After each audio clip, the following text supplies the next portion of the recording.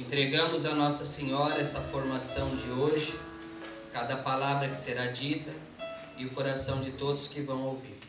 Ave Maria, cheia de graça, o Senhor é convosco. Bendita sois vós entre as mulheres, e bendito é o fruto do vosso ventre, Jesus. Santa Maria, Mãe de Deus, rogai por nós, pecadores, agora e na hora de nossa morte. Amém. Então hoje nós damos início ao nosso seminário de formação para aqueles que sentem o chamado de Deus para trabalhar nos ministérios de intercessão, de cura, de libertação. Porque isso é um chamado de Deus, é um dom de Deus, né? Ninguém pode se autoproclamar que tem o dom disso ou daquilo. É Deus que dá a cada um o ministério para que esse sirva a Deus e à igreja, né? E nós vamos, durante essas 7 semanas, começa hoje, nós teremos 7 temas nós vamos acompanhar este livro aqui, Passos para a Cura e Libertação, que tem 7 capítulos, e cada dia nós vamos estar tratando sobre um assunto, né? E o primeiro assunto é preciso crer. Então, a primeira coisa para um chamado de rezar por alguém, pela cura de alguém, pela libertação de alguém, sem crer é impossível, né? Sem crer é impossível. No Evangelho de São Marcos, quem tiver a Bíblia aí, no capítulo 16, versículo 17 e 18, está escrito assim. Esses versículos são muito famosos, muito repetidos, principalmente nos grupos de oração. A gente ouve bastante, mas nós vamos aprofundar um pouquinho mais nele.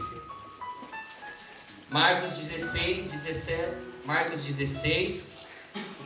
versículo 17 e 18. Diz assim, ó: estes milagres acompanharão os que crerem. Expulsarão os demônios em meu nome. Falarão novas línguas. Manusearão serpentes. E se beberem algum veneno mortal, não lhes fará mal. Imporão as mãos aos enfermos e eles ficarão curados. Então nós ouvimos várias vezes esse versículo. É um versículo que muitas vezes é repetido, né? Só que nesse primeiro dia de formação, nessa primeira formação, nós vamos aprofundar um pouquinho o que Jesus quis dizer com isso. Que esses milagres acompanharão os que crerem. Primeiro, o que é crer? Crer, no sentido bíblico, é diferente de acreditar. É diferente. Eu sempre gosto de usar uma historinha que o Padre Jonas Abib, fundador da Canção Nova, contou. E serve para ilustrar a diferença de acreditar e de crer. O padre contava assim, que um homem com um carrinho de mão, aqueles de pedreiro, esticou um cabo de aço de cima de um prédio no outro. E disse que ele conseguia passar por se equilibrando naquele cabo de aço, levando aquele carrinho de mão de um prédio para o outro. E uma grande multidão se juntou embaixo do prédio para ver essa façanha do homem. E aí ele perguntou: quem acredita que eu posso passar, que eu consigo passar daqui para lá com esse carrinho de mão por esse cabo de aço? Aí todo mundo levantou a mão. Aí ele falou: então entra no carrinho. Entra no carrinho aqui. Ninguém subiu no carrinho. Essa é a diferença de acreditar e crer. Acreditar não me compromete. Eu acredito. crer me compromete. É preciso colocar a minha vida naquilo, envolver minha história, mudar minhas atitudes, envolver minha vida e tudo que minha vida abrange. É isso que é crer. Então, o primeiro passo para aqueles que querem vivenciar esse ministério de cura e libertação, de rezar, de interceder pelas pessoas por cura e libertação, é crer. Crer. Colocar sua vida, não suas palavras, não um eu acredito, mas com sua vida escrever eu creio. Outra coisa importante. Crer é uma condição indispensável para que os milagres aconteçam, não é? Porque Jesus diz, esses milagres acompanharão os que creem, não os que acreditam.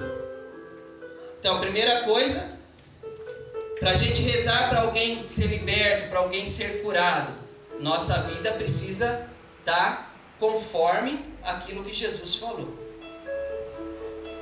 Sabemos que é condição crer, para que esses milagres acompanhem. Mas crer em quê? Segunda pergunta. Crer em quê? Em quem?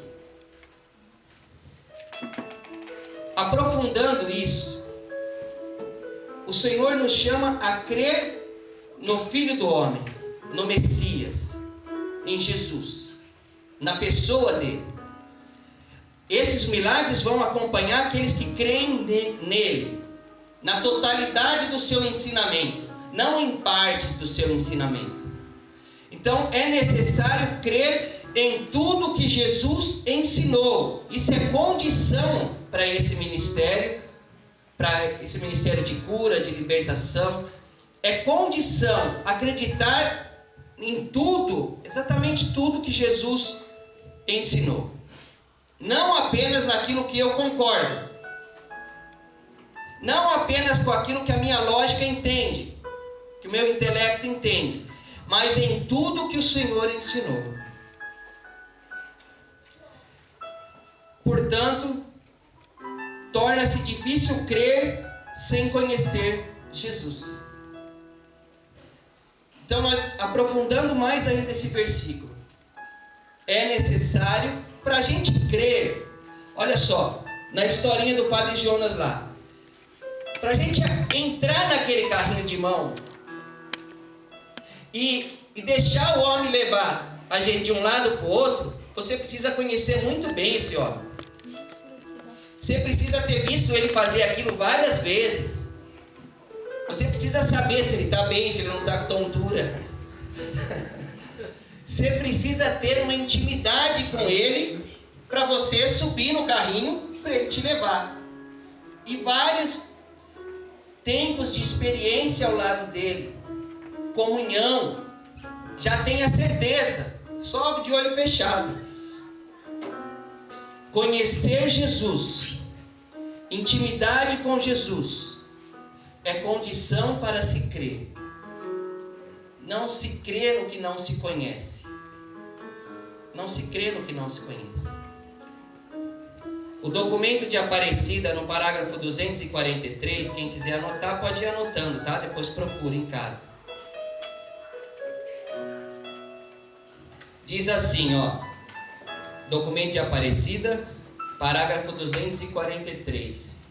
Como esse curso que nós estamos fazendo vai emitir um certificado de conclusão, nós teremos no final uma prova, no final do curso. Então é bom anotar essas coisas, tá? Então diz assim, ó. Não se começa a ser cristão por uma decisão ética ou uma grande ideia, mas através do encontro com uma pessoa que dá um novo horizonte à nossa vida e com isso uma orientação decisiva. Isso é justamente o que apresentações diferentes de todos os evangelhos nos têm conservado. o início do cristianismo é um encontro de fé com a pessoa de Jesus.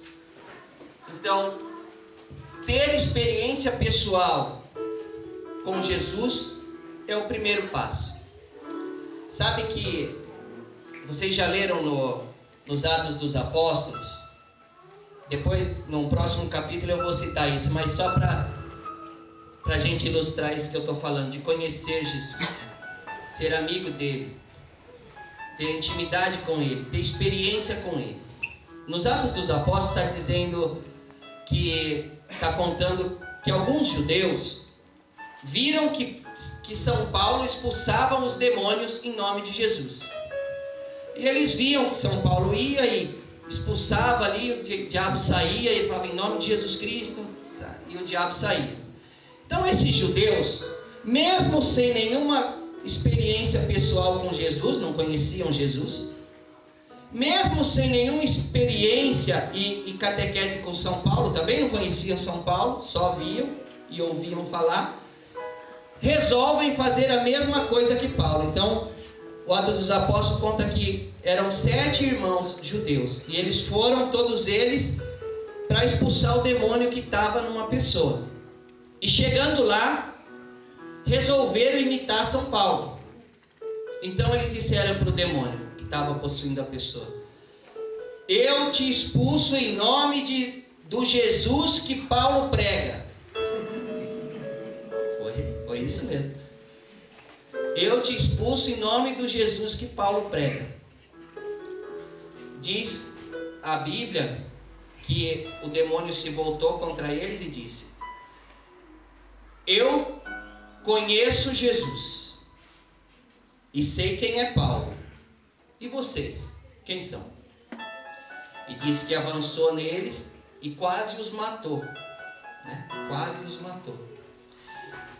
A gente sabe que o demônio é homicida desde o princípio, e existe de fato um risco real de um ataque físico durante uma oração de cura e libertação por parte da pessoa endemoniada, sabia? Existe. Você lembra, Jane, uma vez que nós subimos na casa de uma senhora lá para rezar, que a mulher avançou em mim, você lembra? Existe de fato esse risco. Existe.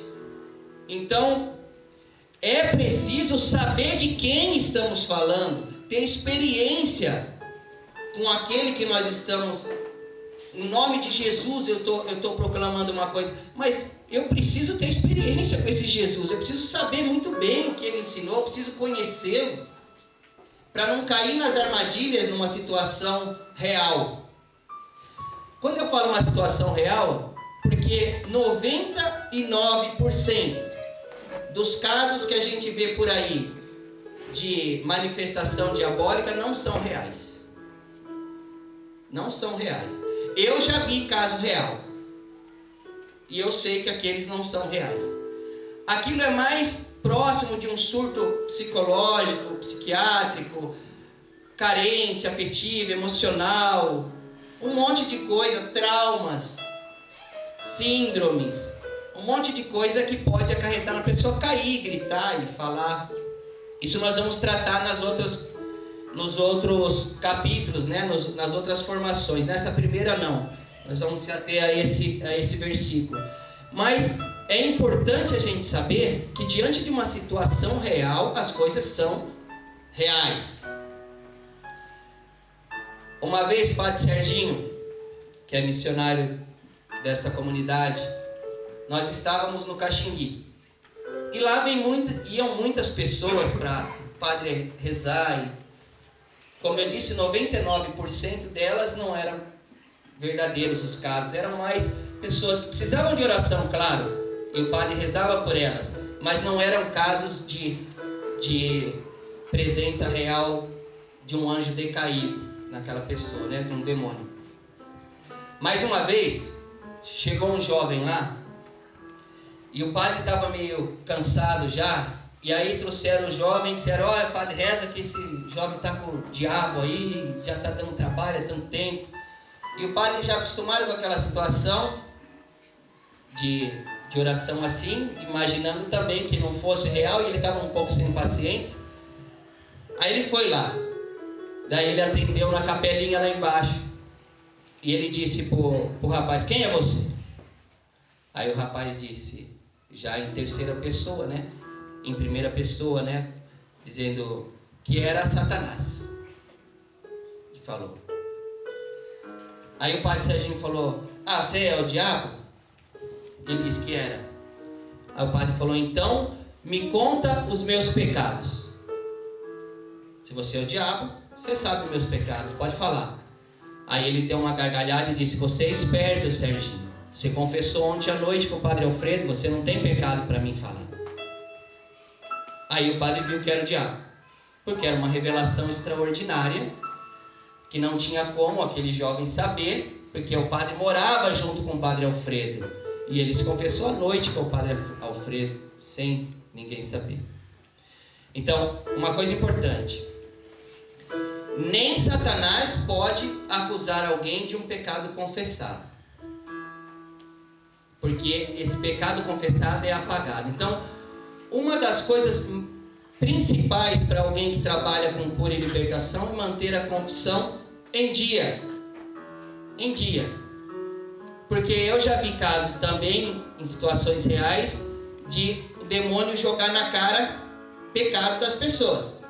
Dizer: você aqui, você fez isso e aquilo. E é terrível, né? É terrível.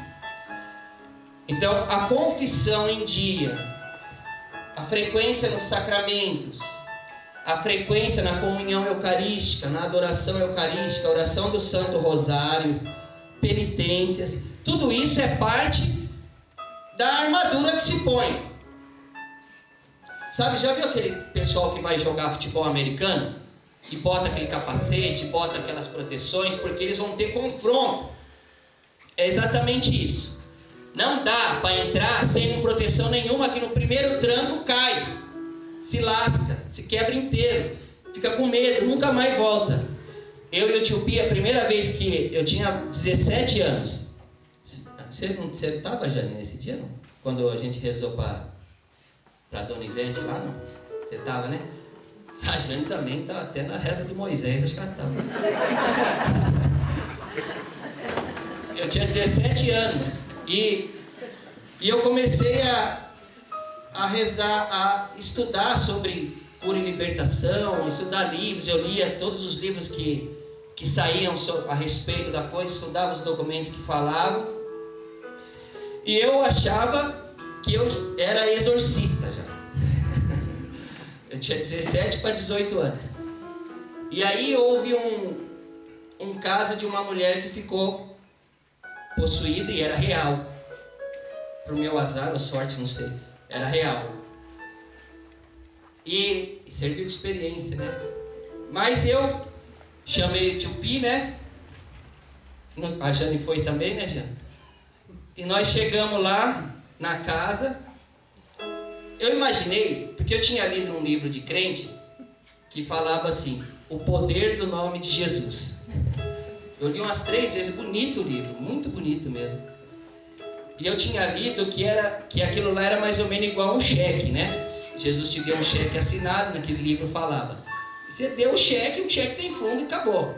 Não precisa nada além daquilo. Então eu cheguei confiante de que eu ia dizer: eu te expulso em nome de Jesus Cristo da vida das pessoas, e a pessoa ia ficar boa, né? Aí chegamos lá, a hora que nós entramos, ela já deu risada. Já fiquei meio com medo, né? Mas daí rezamos por ela, e eu falei, né? Falei: agora é a hora de botar o cheque para funcionar, né? Aí, em nome de Jesus Cristo, mas ela deu risada. Mas cascava o bico, olhava para nós. Aí daqui a pouco o gás virou sozinho, o bujão do gás. Você lembra, já? Começou a vazar gás. Aí eu vi que a situação estava meio fora de controle. Aí falei mais umas vezes, o Pi falou também, e nada. Aí começamos a rezar em línguas e nada. E aí a mulher caiu no chão e começou a rastejar de costa, igual uma cobra. O que eu fiz? Saí fora. Eu e o Pi. Nós pegamos um carro, fomos lá no padre da Nossa Senhora dos Pobres, como chamava o padre João, para levá-lo para fazer o exorcismo lá, que o negócio estava fora de controle, o padre não podia ir. Aí fomos, até nós chegarmos no Luiz, que era experiente na época, era um homem casado, mas de muita oração, já muito antigo já nisso, e ele foi lá e conseguiu rezar, e demorou bastante tempo, bem diferente do que eu imaginava, e a mulher ficou mais ou menos boa. Aí quando a gente foi levar ela para casa dela, ela era um Fusca, e ela era gordona, sabe? Aí ela sentou, o Pi de um lado e eu do outro, aí do lado dela assim, mas se ela se mexesse, nós saíamos do carro. Ela não vive, sabe? E ela assim, nós ficávamos olhando qualquer movimento em falso, de tanto medo que a gente ficou. Aí nós deixamos ela na casa dela, voltamos para casa, eu e o Pi, nós era solteiro ainda. Dormimos na mesma cama de solteiro, abraçado com a luz acesa. De medo, de tão terrível que foi a situação. É engraçado, mas presenciar uma situação real de um exorcismo é a coisa mais feia que eu já tinha visto. O detalhe, que estava tendo macumbão do lado. Do lado ainda. Do lado de um centro de macumba, essa presepada toda. Do lado de um centro de macumba. Num muro só dividia, né? Mas eu estava tão valente que para mim não... Mas serviu para me pôr no lugar, né? Serviu para me pôr no lugar. Eu quis contar isso porque é necessário experiência pessoal com Jesus, não conhecimento intelectual. Não saber as coisas só, te expulso por Jesus, que está escrito no livro lá. Experiência pessoal. Eu vi também uma vez um caso real de um menino de 2 anos. A Jane estava também, já? Padre Carlos? Lousada? Estava. Eu, você e Pi, um menininho de 2 anos, loirinho. Você zoou ela na última, Não vai falar que tá. Mas ela estava assim. Nós fomos lá em Osasco, um menininho de 2 anos de idade, que falava como um homem. Era alemãozinho assim, parecia o filho do Dani, o Ruivão, de olhinho claro assim. Nós chegamos lá, ele olhou para a mãe dele e falou, xingou a mãe, né? Falou, sua desgraçada, sua vagabunda, você que trouxe esses caras aqui? Menino de 2 anos de idade. Falava com voz de homem. Ele conseguiu discernir entre um copo de água benta e um copo de água que não estava benta. Ele sabia qual que estava benta e qual não estava, né? Ali, um caso real também, terrível, padre Carlos Lousada, exorcista da Diocese de Campo Limpo, que fez o exorcismo e a gente acompanhou. Nesses casos reais, se exige experiência real com Jesus. Conhecer Jesus e o que Jesus ensinou. Inclusive, que Jesus ensinou e fundou uma igreja. Inclusive isso. Porque com rebeldia contra a igreja não se expulsa o pai da rebelião. Com desobediência não se expulsa aquele que é o pai da desobediência. Com orgulho, eu não obedeço a igreja, eu só obedeço a Cristo. Não se expulsa o pai do orgulho.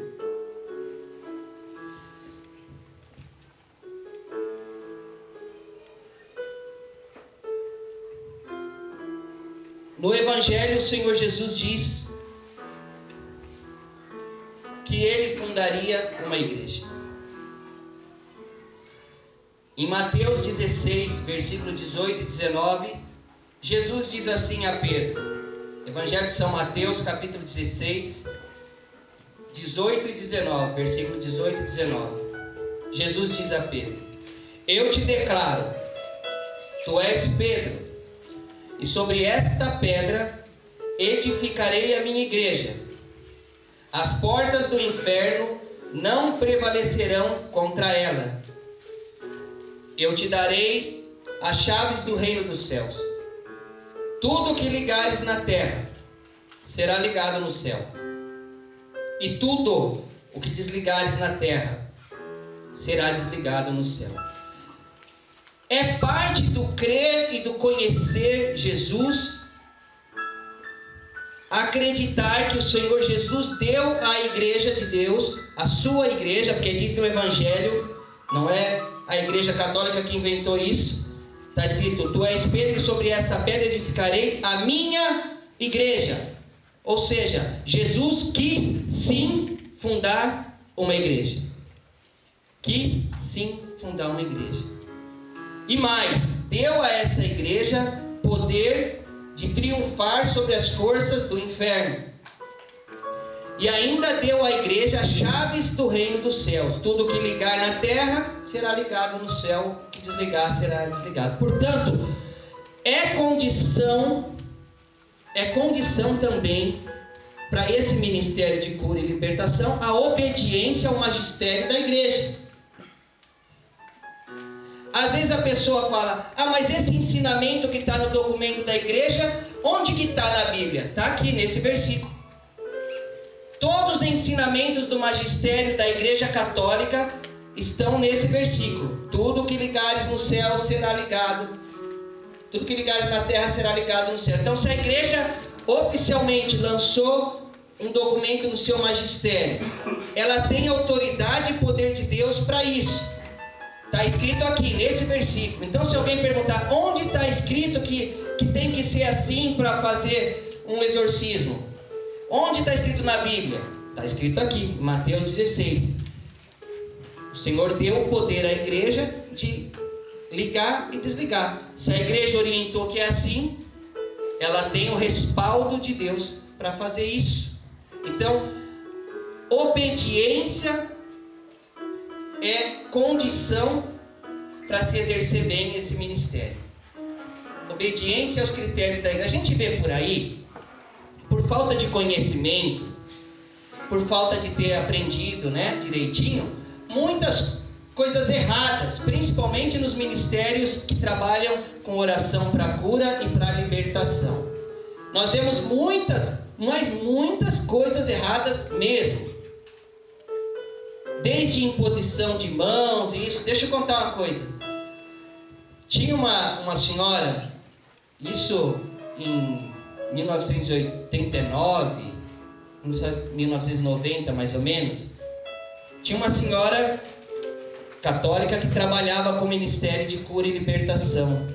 No comecinho da renovação carismática, dos grupos de oração em São Paulo. E essa senhora tinha sempre o costume, porque assim ensinaram para ela, de chegar e impor as mãos nas pessoas, rezar pelas pessoas que estavam com uma manifestação diabólica ou coisas assim. Um dia, diante de uma situação real, quando eu falo uma situação real é que quando de verdade tinha um demônio naquela pessoa pela qual ela estava rezando, o demônio olhou para ela e disse: você está aqui rezando, tentando me expulsar, eu estou na sua casa, pervertendo seus 2 filhos na televisão, e outra, quem é você? Depois de um monte de tempo de oração, ela não conseguiu, claro, foi um sacerdote e fez a oração para a libertação dessa pessoa. Essa mulher voltou para a casa dela, os filhos dela estavam assistindo o filme O Exorcista, escondida, mas alugaram a fita escondido, estavam assistindo. E ela ficou com uma inflamação no braço que ela... Você lembra já isso aí? Você lembra? Ela ficou com uma inflamação no braço que não tinha cura. Foi em todos os médicos, não tinha cura. O braço inflamava, o braço que ela impôs a mão, inflamava, os médicos não descobriam. Só quando o padre Roberto de Grandes, não sei quem conhece, veio uma vez na Paulista, é um padre norte-americano, exorcista, e ele veio dar um curso aqui na Avenida Paulista, no Colégio Jesuíta, e ela foi até ele e ele rezou para ela, e o braço dela ficou curado, e ele disse para ela que foi uma contaminação espiritual com um demônio, A igreja orienta, e por isso que eu toquei nesse assunto, a igreja orienta que nunca um leigo, como nós, deve impor a mão sobre uma pessoa possessa. Se ela tivesse esse conhecimento, não teria acontecido tudo isso com ela, né? Isso nós vamos tratar nas próximas formações, né? O dia de hoje é mais em cima desse versículo. Mas é uma coisa já importante para a gente saber. Obedecer o que a igreja orienta é para o nosso bem. É uma cerca que a igreja coloca em torno de nós, não para nos prender, para nos proteger.